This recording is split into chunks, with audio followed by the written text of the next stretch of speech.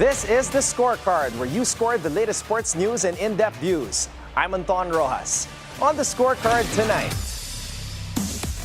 Lady Bulldogs keep win streak alive as they stay unbeaten in UAAP Season 87 Volleyball. Rodrigo scores career best win. Lamanna keeps winning streak alive. Kayla Sanchez strikes gold, shatters records at U Sports Championships. Team Liquid PH Aurora extend winning streaks in MPL PH Season 15. In the NBA, LeBron James is sidelined with a groin strain and is expected to miss 1 to 2 weeks. Meanwhile, Shai Gilgeous-Alexander drops 40 as he outduels Nikola Jokic as the Thunder crush the Nuggets. Booker and Durant lead the Suns past the short-handed Mavs. And Philippine running icon Rio de la Cruz shares his new race concept that will get you tying your shoelaces and hit the road. All the headlines and more on the Scorecard tonight, the 10th of March. Now, here's our roundup. The defending champions just keep on rolling. National U flexed its dominance once again, sweeping the University of the Philippines 25-13, 25-23, 25-22 to remain undefeated in the UAAP Season 87 Women's Volleyball Tournament at the Mall of Asia Arena. The Lady Bulldogs had to dig deep in the last two sets as the Fighting Maroons fought to stay in the match. Still, NU stood tall and notched their 5th straight win. Bella Belen led the charge with a team-high 17 points, all from attacks, while Alyssa Solomon, who recently declared for the 2025 Korean V-League draft, added 16 points. Vange Alinsug chipped in 11 to seal the victory. Now, NU shifts its focus to their final matches against Adamson and runner-up Santo Tomas. In the men's division, 4P champion NU overcame a tough challenge from UP, winning 25-12, 25-15, 15-25, 25-22 to lock in second place. Meanwhile, Ateneo fought hard to claim a share of 4th place with Idol LaSalle, taking down Santo Tomas in a 25-20, 25-22, 22-25, 25-21 thriller. The action continues as the season heats up. Stay tuned for more volleyball madness. Filipino journeyman Gino Rodrigo just delivered the biggest win of his career, scoring a stunning first-round knockout over previously unbeaten Matthew Gonzalez in Philadelphia. As part of the Rising Stars Boxing Series, a premier showcase of emerging talent organized by Marshall Kaufman's Kings Promotions, which has been a stepping stone for future champions. Rodrigo, now 13-4-2 with 10 knockouts, wasted no time, dropping Gonzalez with a clean overhand right just 57 seconds into their scheduled 8-round junior welterweight clash. Ref David Braslow took a quick look and waved it off, calling Gonzalez unfit to continue. The 27-year-old from Antipolo City, now fighting out of West Covina, California, is making waves in just his second U.S. fight, a year after dropping Elvis Rodriguez early but losing on points. In the co-main event, Thomas Cornflake Lamanna, 39-5-1, made it 9 straight wins, stopping Noel Lopez in round 2 of their super middleweight clash. Lamanna floored Lopez with a jab, yes, a jab, then sealed the deal moments later. The official time, 2 minutes and 7 seconds of the second round. The 2025 U Sports Swimming Championships, Canada's premier university swimming event, saw records fall as the nation's top athletes raced for glory. Filipino-Canadian Olympian Kayla Sanchez, a Tokyo 2020 silver and bronze medalist, was the night's undisputed star, bagging 3 gold medals in dominant fashion. She kicked things off with a record-breaking 50-meter freestyle win at 24.18, crushing the previous mark of 24.25. She followed up with another meet record in the 50-meter butterfly at 25.85, just shaving off 0.01 from the old record. To cap it all off, Sanchez anchored UBC's 800-meter freestyle relay team to victory, joining Anna Dumont Belanger Emma O'Cronin and Cameron Stannard to win gold in 7:54.04, a massive 13-second lead over the next team. Sanchez also clocked the fastest split at 1:55.09, proving that she's unstoppable. The battle for supremacy in the Mobile Legends Professional League Philippines Season 15 is heating up, and two teams remain untouched. Team Liquid Philippines and Aurora continue their dominance after a thrilling second week that saw more than half of the matches going the distance. Team Liquid PH is still sitting at the top after a statement 2-0 sweep against AP Bren and a hard-fought victory over Smart Omega, which featured one of the longest games in MPL history, nearly 31 minutes of intense action. Aurora, on the other hand, had only one match this week, but made it count, pulling off a reverse sweep against AP Bren to keep their unbeaten record intact. After a shaky start, Team Falcons Philippines is soaring high, taking down defending champions Onyx Philippines and sweeping fellow rookies Twisted Minds. In the NBA, bad news for Lakers fans. LeBron James is expected to be out for at least a week or two after suffering a groin strain during the team's 111-101 loss to the Boston Celtics on Saturday. The injury happened in the fourth quarter, forcing James to leave the game early. But before anyone hits the panic button, King James himself is downplaying the concern, saying it doesn't seem as serious as the groin injury he suffered back in 2018, which sidelined him for 17 games. Even at 40 years old and in his 22nd season, James has been putting up elite numbers, averaging 25 points, 8.5 assists, and 8.2 rebounds per game. His presence has been a game changer for the Lakers, especially during the recent 8-game winning streak, which just got snapped by that Celtics loss. The Lakers, currently sitting at third in the Western Conference with a 40-22 record, have a tough stretch ahead. Meanwhile, Shai Gilgeous-Alexander just made another big statement in the MVP race, outshining Nikola Jokic with a scorching 40-point performance as the Oklahoma City Thunder blew past the Denver Nuggets 127-103 on Sunday. It was a showdown between Western Conference heavyweights, but OKC put the hammer down in the fourth quarter, outscoring Denver 41-20 to run away with a W. Gilgeous-Alexander, widely seen as the frontrunner to snag the MVP crown from Jokic, was at the heart of it all, delivering in the clutch yet again. Denver had fought back from an 11-point deficit in the third to get within one at the start of the fourth, but SGA shut that door real quick, dropping 9 in the final frame to lock up his 11th 40-piece of the season. With the win, the Thunder improved to 53-11, still firmly atop the West. Jalen Williams chipped in 26 for OKC. Chet Holmgren added 14, while Jokic led Denver with 24 points, 13 rebounds, and 9 assists. Michael Porter Jr. also dropped 24, but it wasn't enough to stop OKC's roll. Devin Booker dropped 24 points. Kevin Durant added 21 with 9 boards and 8 assists. And the Phoenix Suns took care of business against an injury-riddled Dallas Mavericks squad, winning 125-116. Bradley Beal chipped in 19, Grayson Allen added 17, and the Suns inched closer to Dallas for the final play-in spot in the West. Najee Marshall was a bright spot for Dallas, going off for a career-high 34 points. But the defending Western Conference champs just didn't have enough healthy bodies to keep up.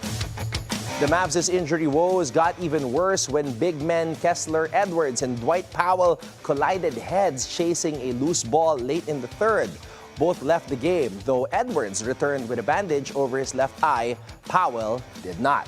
To make matters worse, Brandon Williams also sat out the final quarter with a hamstring issue. The Mavs struggled to protect the rim, and Mason Plumlee took full advantage, throwing down 3 straight dunks in the first half and 2 more alley-oops after the break. He finished with 13 points. Dallas has now lost 5 straight, matching its longest skid of the season, and dropped below 500 for the first time since mid-November. Since losing Kyrie Irving for the season, the Mavs have gone 0 for 3. And here are more results from around the NBA.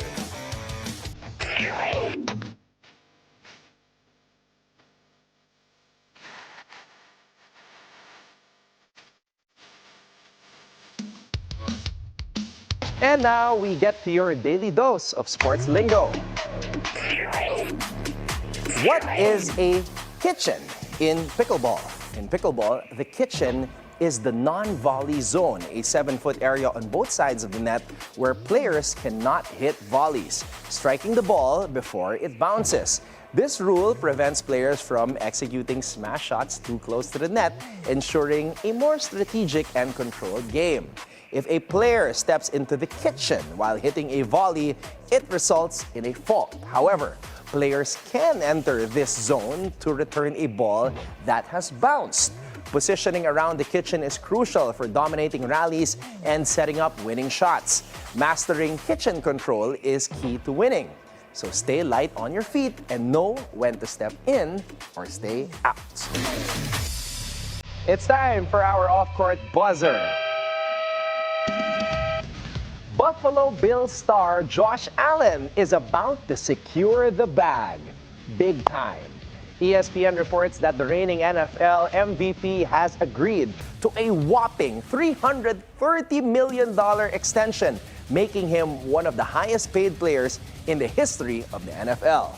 The 6-year deal, which runs through 2030, includes a staggering $250 million in guaranteed money, the largest guaranteed figure ever handed to an NFL player, surpassing the $231 million Dallas Cowboys quarterback Dak Prescott received. This massive payday comes after a spectacular season where Allen led the Bills to the AFC Championship game, racking up 41 total touchdowns, 28 passing, 12 rushing, and even 1 receiving. With an average salary of $55 million per season, Allen now sits just behind Prescott, who pulls in $60 million per year. Big money, big expectations. Now it's time to see if Allen can deliver a Super Bowl to Buffalo. And that's our roundup for tonight, the 10th of March. Up next, join us as Philippine running icon Rio de la Cruz shares his new race concept. Watch out for that when we return right here on The Scorecard.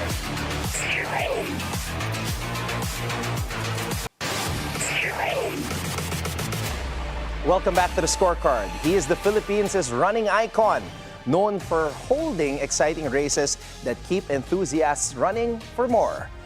Rio de la Cruz shares his new concept that will surely make you hit the road.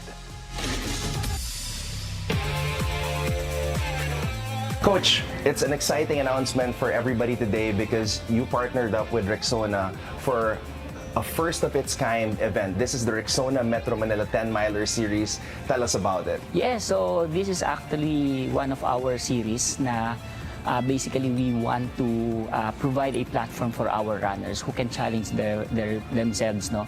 But at the same time, when they run this series, hindi sila sobrang pagod.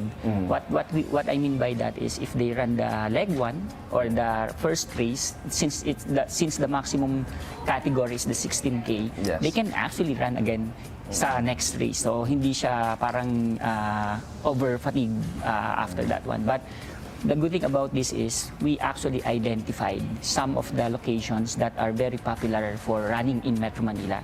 So where are the runners trained, or some of our races happened in this location. So we have 6 cities. All right, Coach. Since I did mention earlier, and you told me this as well, it's the first of its kind. I'm pretty sure this is sort of like a vision, part of your vision and a dream. When did this first materialize, and now that it's come to fruition or coming to fruition, how did this first start? So we've been organizing races since 2007, and one of our objectives is to create a brand that are unique and different from what we are doing. So that's why we created a Metro Manila 10-miler series to separate from what we are doing, no? So technically, you have to finish the 16K all 6. Yeah. And then we will be rewarding you with the Conqueror's medal. Yun. So that's a different medal. But of course, we don't want to encourage newbies or beginner runners to participate. That's why we have 5K and 10K. But of course, if they want to challenge themselves, they can actually join the 16-kilometer. Yeah. Paano nyo naman napili itong mga locations na to? Obviously, the landmarks are there, but for you personally and Rexona, how did you decide upon these 6 legs?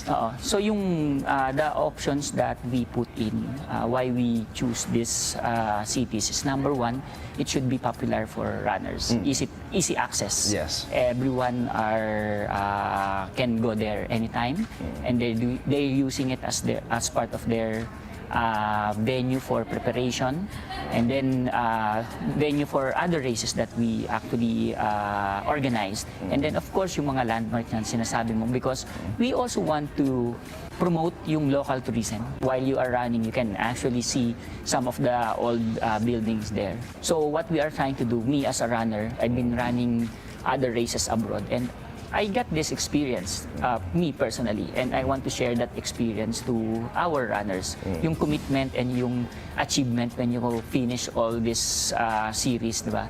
Coach, would you say that at this point in time, the state of running in the Philippines is at an all-time high? Yeah, I can actually confirm that based from our data and based from our experience, no? There was a running boom back in 2010, and that running boom concentrated only in Metro Manila. So, in terms of number, now is bigger actually, even if you compare the races back then in Metro Manila compared to this time. But the good thing about the running boom this time is it's actually nationwide. So if you go to Cebu, Davao, Iloilo, Bacolod, CDO, running is also very popular, and there's a lot of race organizers organizing races there. So we are very happy because yung community is growing. And one of, I think, few things na nag-contribute for the running boom is number 1, yung paglabas din ng maraming mga run clubs. So that's why we created our trilogy before, to teach our runners to, you know, if you're beginner, you can just run 5K, then 10K. So not 5K, then 42K. Okay. So yun yung nakatulong. And then you can see some of the run club na they teaching how to warm up, cool down, stretching, running drills. So that's one. Number 2, of course, yung social media. Kaya we are very, very happy for the brands na supporting the community. And then lastly siguro is of course yung quality ng events. So very important for us to, when we organize, yung first impression ng runner, first experience. Kasi mag-continue niya yung ano natin, yung journey niya. So of course, if yung first run niya hindi maganda yung pagkaka-organize mo, syempre hindi na siya babalik. So I think back in 2010, one of our success story is we incorporate events into running. Because before, you just run and then go home. Now we have activations, diba? Sometimes we have performer parties in the run. So na-motivate yung mga runners to stay. All right. Lastly, Coach, kindly invite everybody to participate in the Rexona Metro Manila 10-miler series. Hi guys, this is Coach Rio de la Cruz, and I would like to invite all of you, runners or non-runners, to participate in our Rexona Metro Manila 10-miler. So this is our first year to organize this series, of course, with Rexona. So we have 6 cities. So we have Manila, Pasay, Parañaque, Makati, Muntinlupa, and Quezon City. Yes. So different location, different experience, different terrain for you guys. So we have 5K, 10K, and of course the 10-miler. So if you complete all the series with the 16 or 10-miler, you will get a separate medal. So we call it Conqueror's medal. So and you can also see the medal. It's Ayan, nandyan yung city. Nandyan yung city, The landmark is there. Yung landmark nandyan. And of course, different color siya per city. So at least something na you can actually complete or Aspire for. Well, there you have it. Coach Rio de la Cruz here on the Scorecard. Coach, thank you so much for your time. Thank you. When the Scorecard returns, we will look into the NBA's MVP race. Is it still on? Or is it over? So you can keep your eyes on the prize.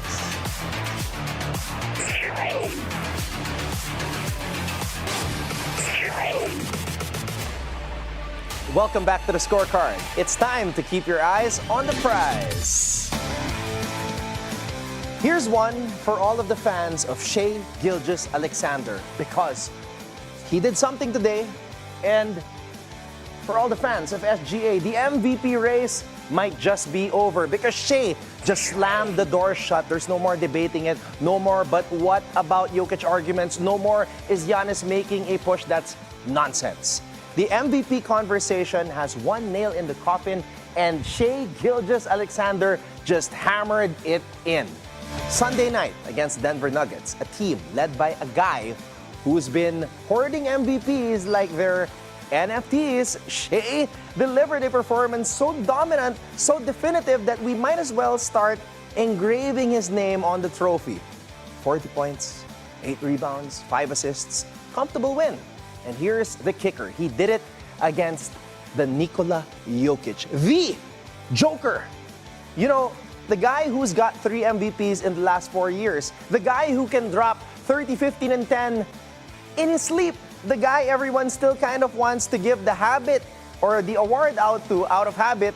Yeah, that guy. SGA didn't just outplay him, he dismantled him. The Thunder are legit.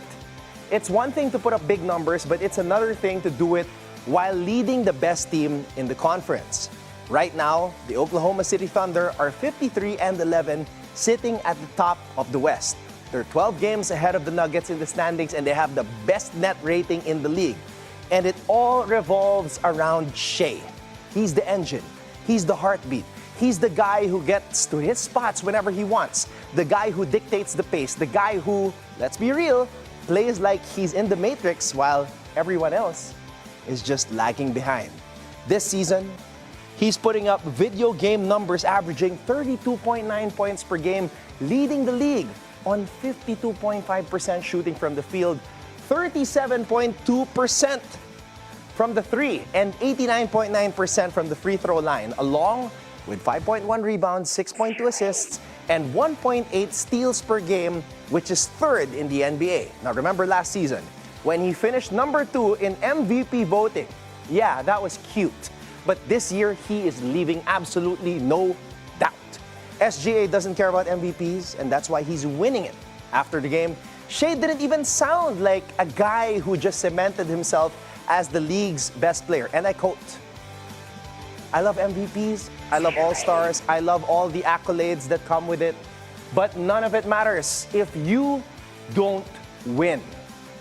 It's that kind of mindset that makes him special. He's not chasing numbers, he's chasing wins. And the wins keep coming. The MVP trophy, that's just a formality at this point.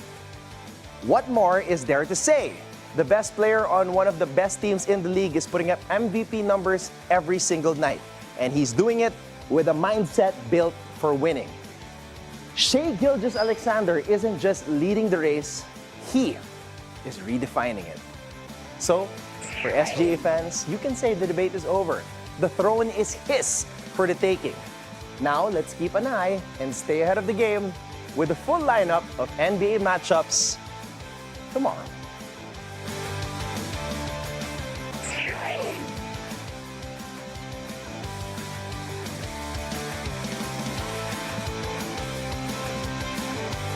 And that wraps up tonight's preview, so you can keep your eyes on the prize. Before we go, think on this. From a legendary NBA coach who won 11 championships with the Bulls and Lakers, known for the triangle offense and a Zen-like coaching style, Phil Jackson once said, "The strength of the team is each individual member. The strength of each member is the team." And with that, thank you for joining us tonight. We'll see you tomorrow on the Scorecard, where sports is our business and business is our sport, right here on the Bilyonaryo News Channel. This has been Anton Roxas. Have a blessed evening, everybody. Good night.